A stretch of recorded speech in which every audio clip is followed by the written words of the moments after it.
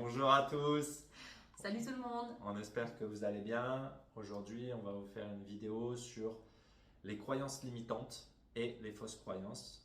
Donc aujourd'hui, Chez les flammes jumelles. chez les femmes jumelles, mais même sans parler de femmes jumelles, Oui, c'est vrai. hein, on va parler aussi de spiritualité, de capacité durant cette vidéo. Alors, Pourquoi on fait cette vidéo?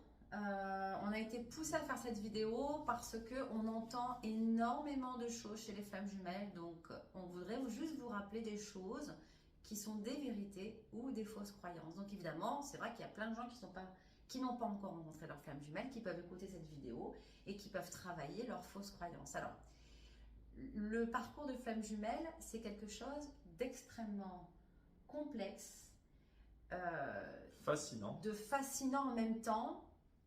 On va vous donner des indications qui vont vous dire oui, je suis flamme jumelle ou pas.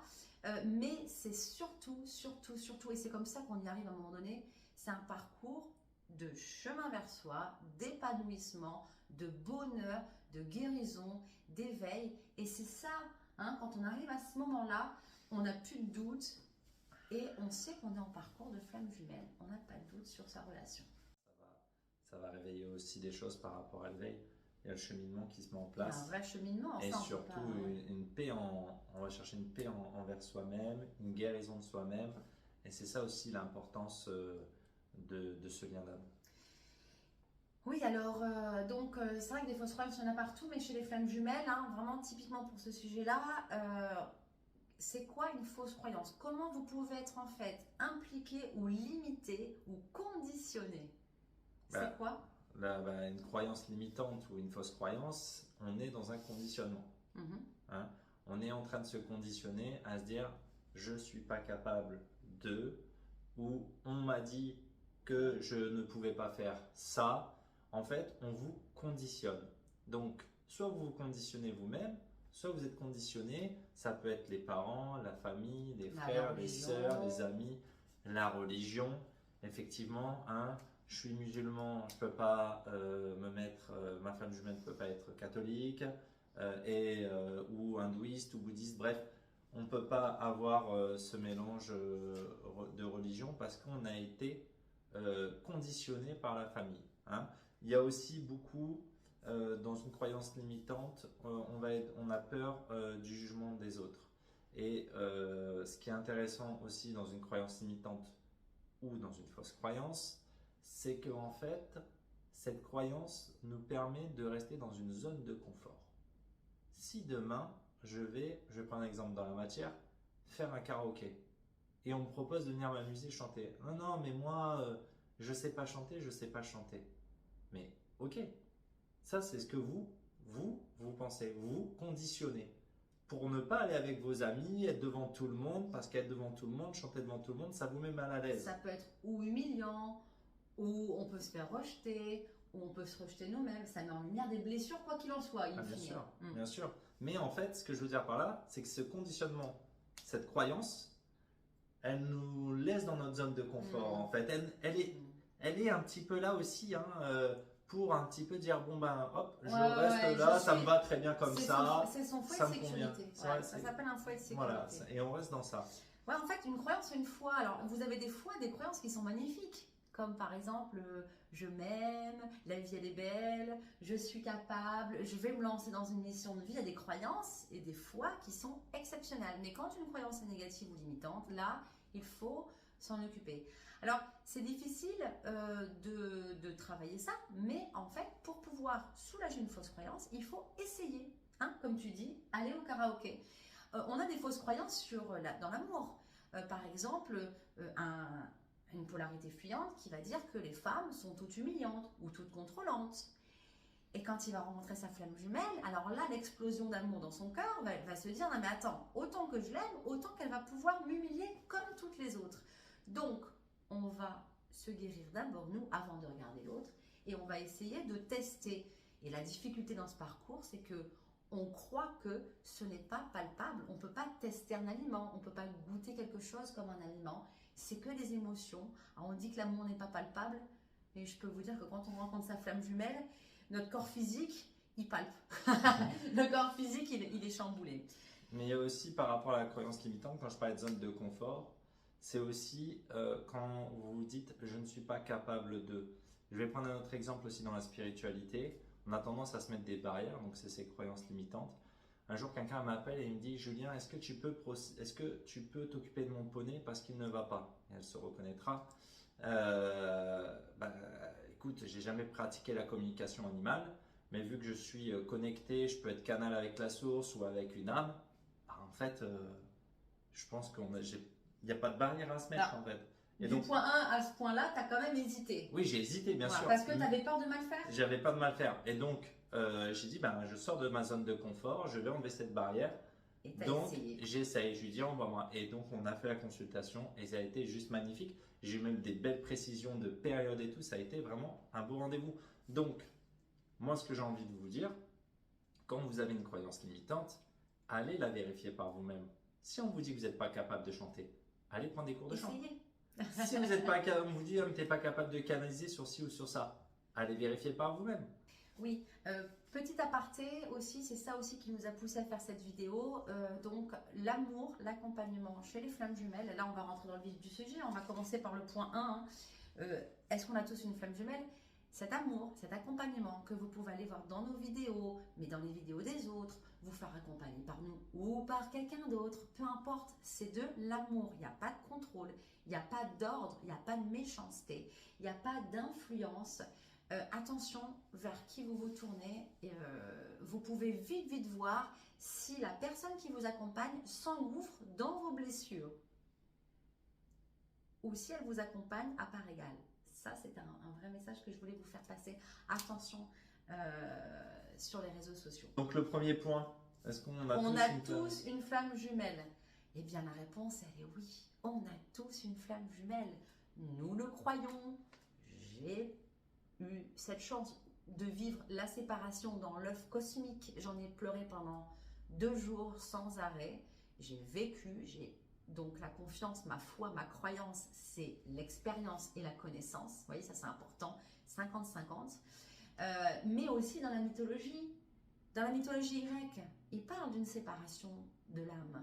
Dans la mythologie égyptienne, Isis, Osiris, le roi Salomon avec la reine de Saba, on a déjà canalisé le roi Salomon une fois.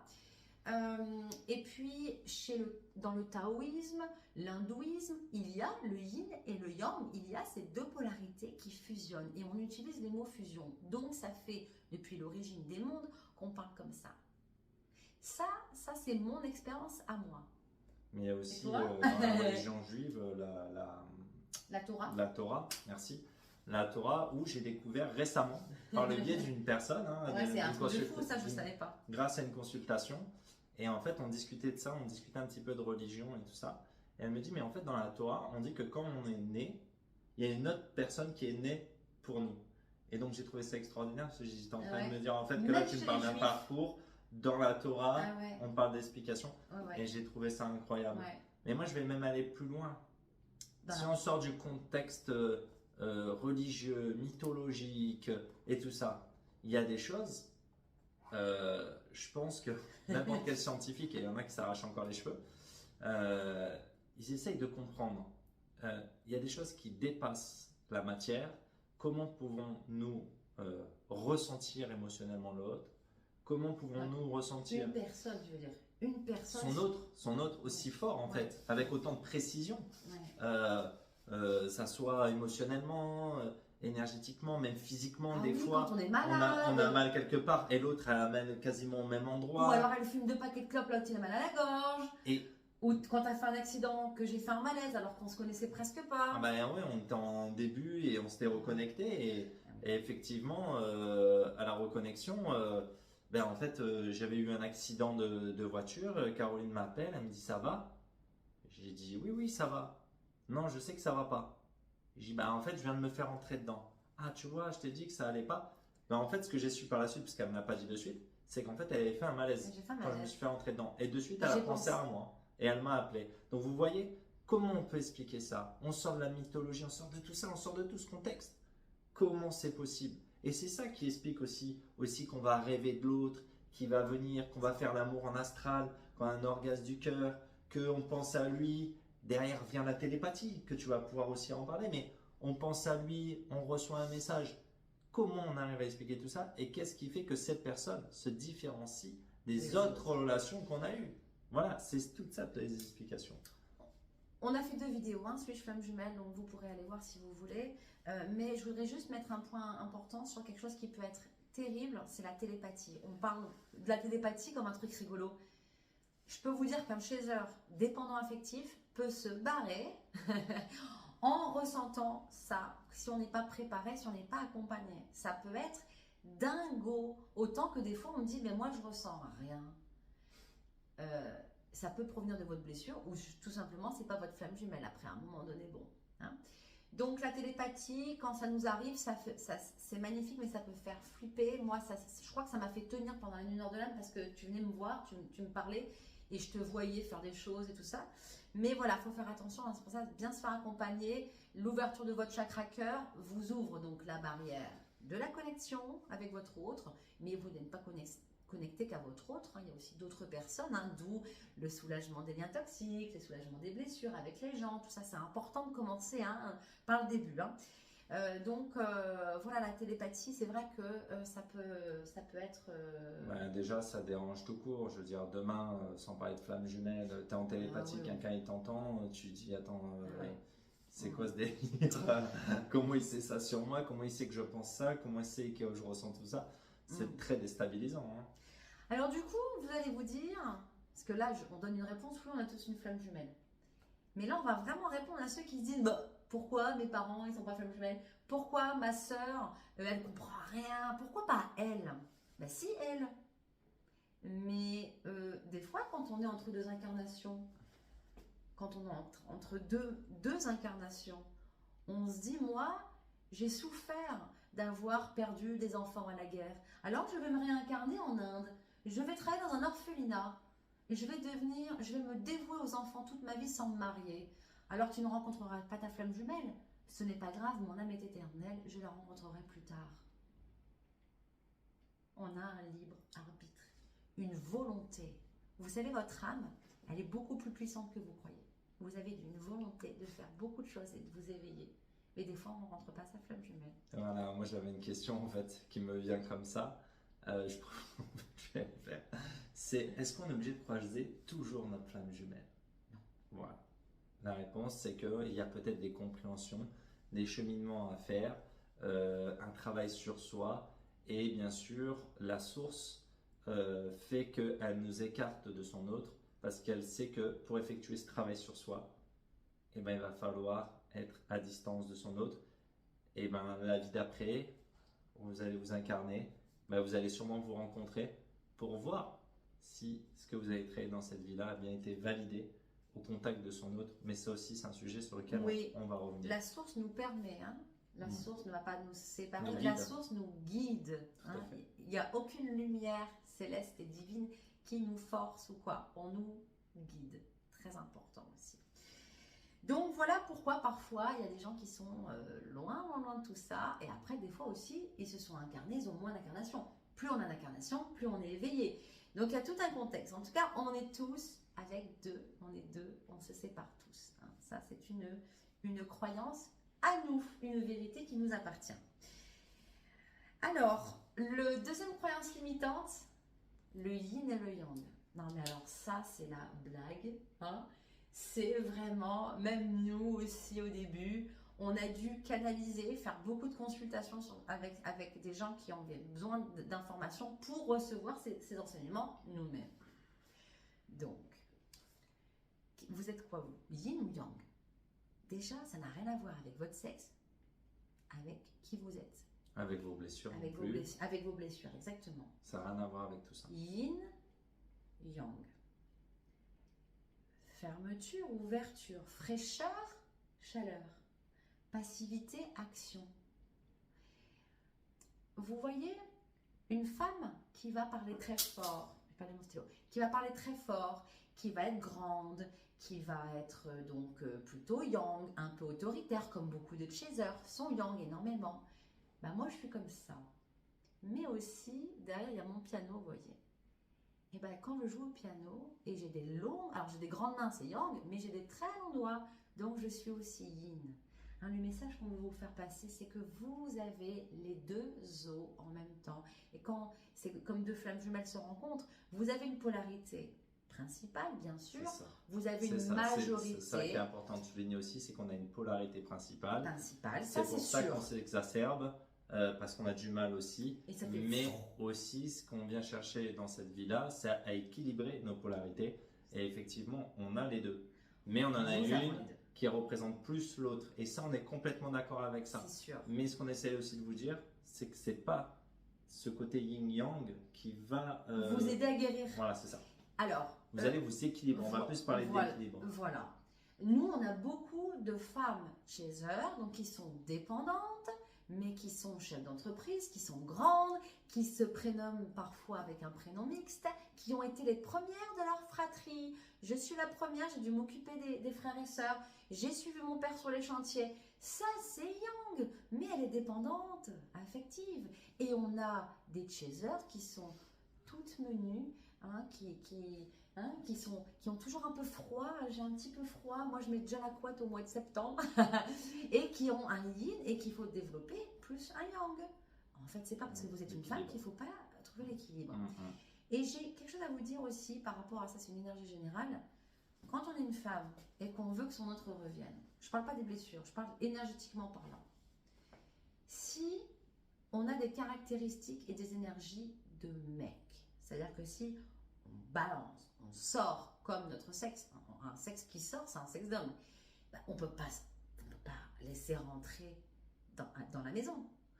Un homme a besoin de sécuriser l'extérieur. Une femme a besoin d'équilibrer à l'intérieur. Donc si vous ne laissez pas la place à l'autre, si vous ne lui laissez pas la place de vous appeler, de proposer des choses, de décider, vous savez, moi, comme ça a été dur de faire ça. Je vous assure, et vous êtes nombreux, hein, parfois gentiment, parfois avec votre ego, puis beaucoup de méchanceté, vous me dites, tu ne lui laisses pas parler, machin. Mais j'ai laissé toutes mes vidéos justement pour voir, j'espère, voir une évolution, parce que c'est pas facile de guérir ces blessures. Et ce qui rejoint le yin et le yang, c'est le féminin sacré et le masculin sacré. C'est en travaillant ça que vous allez pouvoir trouver l'équilibre dans vos polarités et comprendre aussi, en fait, avec cet équilibre, émotionnellement, ça va suivre derrière. C'est-à-dire que quand vous allez vous équilibrer au niveau de votre masculin et de votre féminin sacré, et bien émotionnellement, énergétiquement, il y a tout qui va se rééquilibrer aussi. Donc, on parle vraiment d'équilibre. Donc, si on est femme trop yang, on doit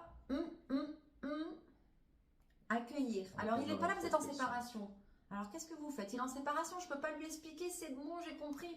Et ben, dans votre quotidien, vous vous posez, vous regardez le paysage. Alors, ce matin, qu'est-ce que j'ai envie de faire? Qu'est-ce que j'ai envie de manger? Ah, je mange ça parce que c'est le régime? Ben non, qu'est-ce que j'ai envie? Le goût, c'est dans le ventre, c'est la femme. Il y a plein de choses qui peuvent faire travailler votre féminin sacré. On peut vous aider si besoin. Alors, aussi important, tu parles du yin et du yang. Moi, je vais parler de fuyant non fuyant. Parce que j'entends beaucoup dans les consultations, les personnes n'arrivent pas à se placer. Et là, je vais introduire la blessure. Vous avez des blessures de l'âme, très important. Mais aussi, ce qu'il faut comprendre, c'est... Alors, pour moi, ça, c'est une croyance limitante. C'est pas parce que vous avez la blessure du rejet que vous êtes forcément le fuyant. Et inversement. Peut-être qu'à ce moment-là, au moment où vous êtes au contact de votre autre, c'est le rejet qui ressort. Mais c'est pas pour autant que vous êtes le fuyant. C'est peut-être cette première blessure qu'elle va mettre en lumière en contact de votre autre. Et votre fuyant, il peut avoir la blessure de l'abandon. On verra très souvent, même moi ce que j'ai vu, c'est que souvent on voit le haut de l'iceberg, c'est-à-dire on voit les blessures en fait qu'on se dit bon je suis capable de les travailler, mais celles qui sont les plus profondes et qui sont à l'intérieur de nous, c'est le bas de l'iceberg. D'où les rendez-vous médiumniques, parce que là ça fait la conscientisation, ça fait des chocs parfois. Ah oui, parce qu'en fait la personne elle pense qu'elle est dans telle blessure et finalement on finit au bout de la consultation quand on chemine et tout ça et on va chercher le transgénérationnel, on se rend compte que finalement qu'on n'était pas dans la bonne et qu'on ne voyait pas bon. Une qui ressort très souvent, c'est la trahison et l'abandon. Beaucoup de gens qui pensent voilà. Mais ce que je veux revenir par rapport à c'est ça, nous quand on s'est reconnecté, La première blessure, alors je suis le fuyant, ça c'est clair. Ouais. Ça c'est indéniable, hein. Bon, c'est validé, hein. On n'a plus d'inquiétude. C'est le master, c'est mon livre, voilà. c'est Donc ce que je veux dire par là, c'est que quand j'étais au contact de Caroline, j'ai pas eu la blessure du rejet qui est ressortie. J'ai eu la blessure de trahison qui est ressortie, de ouf. qui a été travaillée, que je continue encore à travailler au bout de 4 ans, hein, parce que bon, quand j'entends aussi des gens qui me disent j'ai mis 2 mois pour travailler ma blessure, je suis ok. Mais quasiment 3 ou 4 ans pour travailler cette blessure. Et là, je suis en plein dans l'humiliation. Et en fait, je me rends compte que pour l'instant, je suis en train de régler l'humiliation. Et là, je vais commencer à m'orienter vers le rejet. Mais je sais que j'ai encore du boulot dans l'humiliation. Mais finalement, ma blessure qui est sortie la première, c'était la trahison. C'est la trahison. Et alors que celle que je sens qui va être le plus difficile pour moi pour travailler, c'est le rejet. C'est pour ça. Ne vous mettez pas des croyances limitantes par rapport à vos blessures. J'entends qu'il y a un qui me dit j'ai le rejet, mais quand je les entends parler, ils sont dans cette blessure de rejet, mais en fait, c'est les non-fuyants. C'est les non-fuyants. Par contre, il y a aussi des gens qui ont le rejet et qui sont les fuyants. Le tout, c'est de comprendre à quelle période du parcours vous êtes, quelle blessure est mise en lumière, et comprendre les mécanismes qui sont à l'intérieur de vous. Et dans ce cas-là, ce que vous pouvez faire, c'est travailler un petit peu votre féminin sacré et vous poser quelques instants pour observer vraiment les émotions que vous avez eues, les écrire pour pouvoir définir. Après, ce qui est sûr, c'est que votre enfant intérieur ne veut pas du tout qu'on trouve vos blessures. Hein. Donc, ça c'est vrai, ça fait mal la guérison. Hein. On dit toujours, on est malmené dans ce parcours. C'est vrai, c'est très violent parfois. Mais après, on se sent mieux.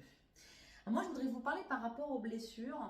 Donc, je vais encore aller plus loin, parce que là, quand on avance dans le travail, vers la guérison de son âme, c'est vrai qu'il faut mettre le doigt sur la blessure principale, mais on a des blessures secondaires. Je vous donne un exemple qui m'est arrivé la semaine dernière. La blessure de l'abandon est une blessure principale, à mon sens. Mais il ne faut pas avoir des croyances limitantes que ça s'arrête là. Il y a une sous-blessure qui est l'éloignement, toujours ce qui me concerne par rapport à mon expérience, et on a une autre sous-blessure qui s'appelle le sacrifice. Comment je l'ai découvert? Quand j'ai regardé dans le dictionnaire sacrifice, synonyme abandon. Alors, la semaine dernière, une dame, elle ne veut pas prendre l'avion, elle a des problèmes dans les voyages, dans les déplacements. Eh bien, son grand-père, donc c'est une blessure d'abandon que je ressentais, son grand-père, il a dû quitter le pays. Et je voyais son grand-père sur une chaise comme ça, malheureux. Il n'était pas dans son pays. Sa blessure, c'est l'abandon de son pays, mais c'est une blessure d'éloignement que sa petite fille a reçue. Alors, moi, je ne guéris pas l'éloignement comme l'abandon. Donc, ça, c'est important de mettre le doigt. Voilà, blessure principale et blessure secondaire. Et il y a même, tu parles de blessure secondaire, mais moi, je vais parler un peu de nuage noir qui va être au-dessus, en fait, des blessures.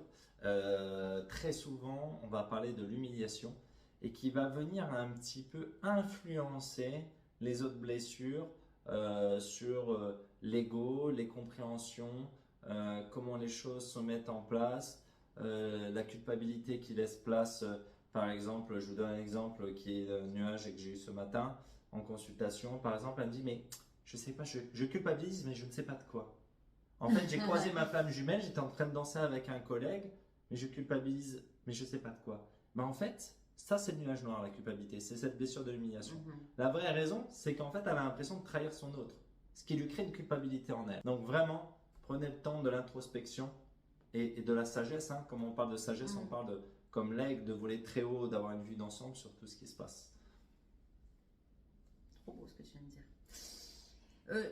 Pour finir sur les blessures, votre sexe aussi est très important dans votre incarnation. Hein, les hommes chasers, moi j'en ai pas mal en consultation, c'est très différent d'une femme chaser, alors que vous avez la même polarité de base. Hein. Donc votre sexe aussi est important. D'ailleurs, au niveau des chakras, de l'ouverture de ces roues de vie, hein, on a des chakras qui sont plus intenses chez les hommes que chez les femmes. Hein. Donc le sexe aussi est important pour bien définir ce par quoi on doit passer pour guérir. Moi j'ai une question, j'ai une croyance limitante qui me vient. Ouais. Est-ce qu'on est forcément obligé de se réunir avec sa flamme jumelle? Non. Explique à notre communauté alors. Vous avez deux univers. Ça fait peut-être 4000, 6000 ans qu'on est séparés et qu'on se retrouve. Et on s'est séparés, on peut se retrouver, puis voilà. on s'est séparés. Et alors, l'âme, j'ai fait une vidéo, quand la féminine dit stop, des fois on en a marre, on n'a pas envie. Et il y en a un qui peut dire non. On a des gens dans nos consultations qu'on aime énormément parce que, mais qui ont du mal, qui butent. La dame ou l'homme en question va penser qu'il est nul. En fait, son âme, elle veut pas. Elle veut tellement pas le retrouver, tellement elle a peur qu'il abandonne, qu'elle va dire, je comprends pas pourquoi en janvier 2021, on a passé une journée ensemble. Ça fait 2 ans qu'elle pose la même question, cette personne. Son âme, elle veut pas. C'est très souffrant. Il y a aussi une croyance. Il y a des volontés. Pardon, excuse-moi. Il y a aussi une croyance limitante. C'est que j'entends très souvent, et ça, c'est plutôt la polarité non fuyante. J'ai travaillé sur moi, j'ai cheminé, j'ai travaillé mon karma, j'ai travaillé mon transgénérationnel. J'entends travailler. Mais n'oubliez pas une chose. C'est que la réunion, elle est impactée par le libre arbitre. La vraie question, c'est le libre arbitre, c'est est-ce que l'autre aussi chemine de son côté? Est-ce qu'il stagne? Parce que c'est pas parce que vous travaillez, vous épurez, vous guérissez, vous changez, que forcément ça va déclencher la réunion. Vous allez changer la fréquence au niveau du lien.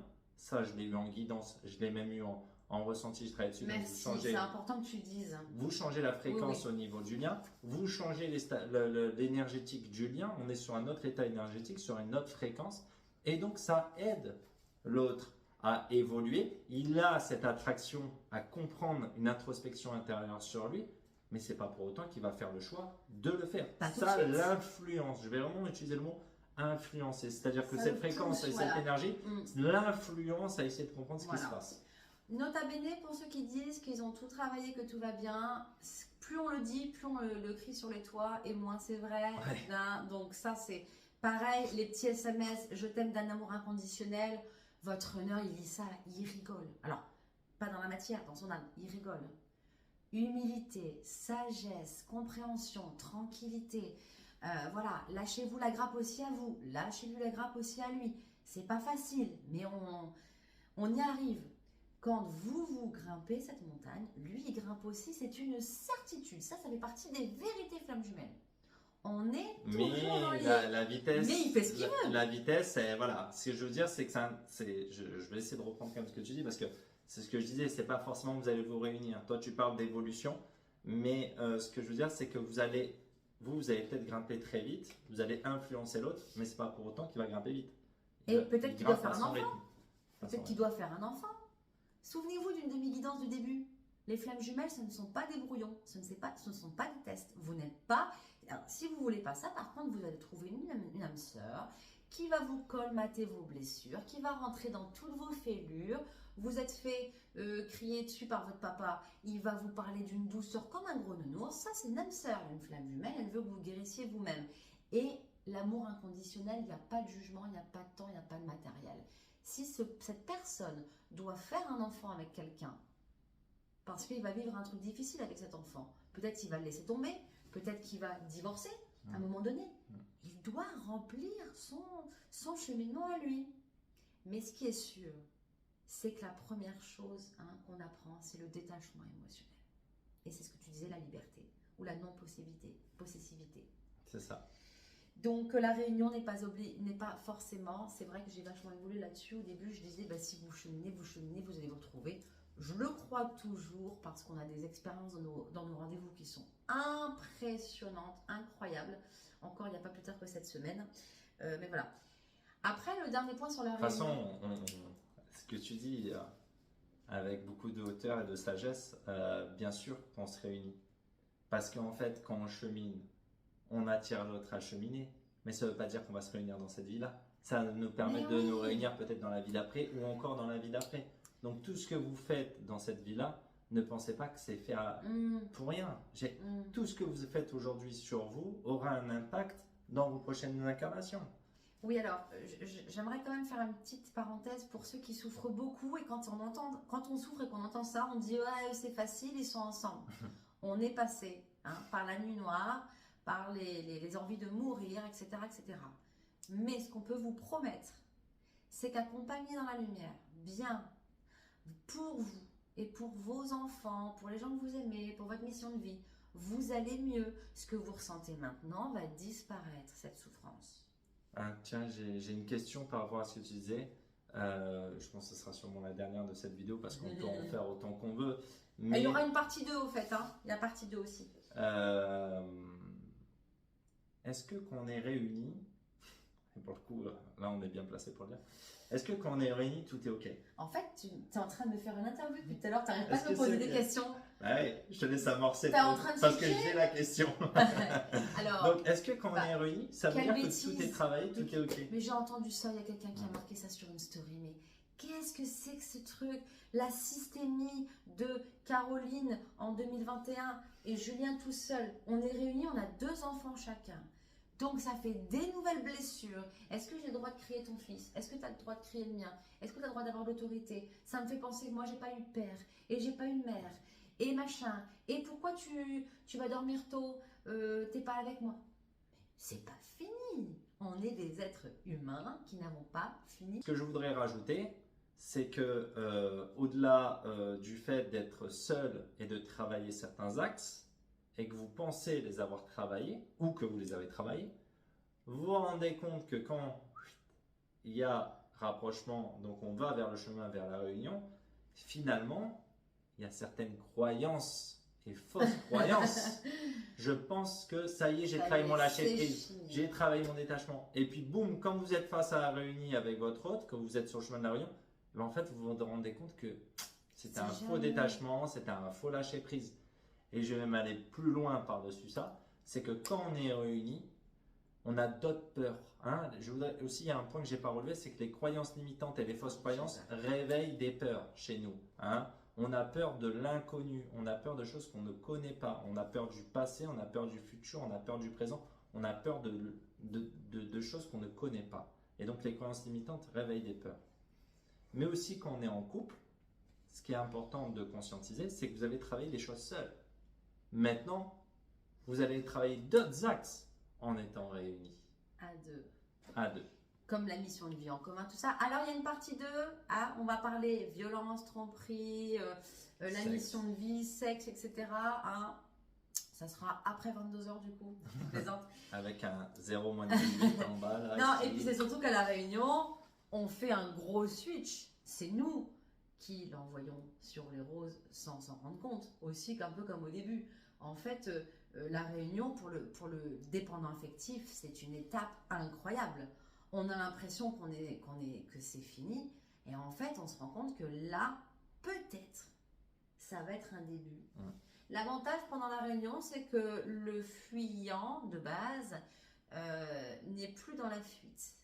Et donc, tout ce chemin que vous avez parcouru, vous de votre côté, avec le travail, les rendez-vous, démissionner, votre mission de vie, enfin tout ce que la féminine fait en premier, on va dire en gendre, et bien après, c'est lui qui le fait. Ça, c'est vraiment du bonheur. C'est vraiment très agréable. Hein. Mais non, quand on est réunis, c'est pas fini. D'autres facettes d'ego, d'autres peurs, d'autres souffrances, d'autres choses qui remontent à la surface. Oui. Et qui demandent à être épurées, conscientisées, épurées et guéries. Voilà. Ben, on a fini pour la partie 1. On espère que cette vidéo va vous permettre de pouvoir mieux vous comprendre. Moi, j'aurais juste un mot de la fin par rapport à cette partie 1. Vous avez une croyance limitante? Pensez à cette vidéo. Si on vous dit que vous n'êtes pas capable de chanter, allez prendre des cours. Vous n'êtes pas capable de danser, allez prendre un cours. Vous n'êtes pas capable de tirer au tir à l'arc, allez prendre des cours. Allez voir si vous n'êtes pas capable, mais par vous-même, pas par l'influence et le conditionnement qu'il y a pu y avoir autour de vous. Ouais. Allez le chercher, sortez de votre zone de confort. Voilà ce que je peux vous dire.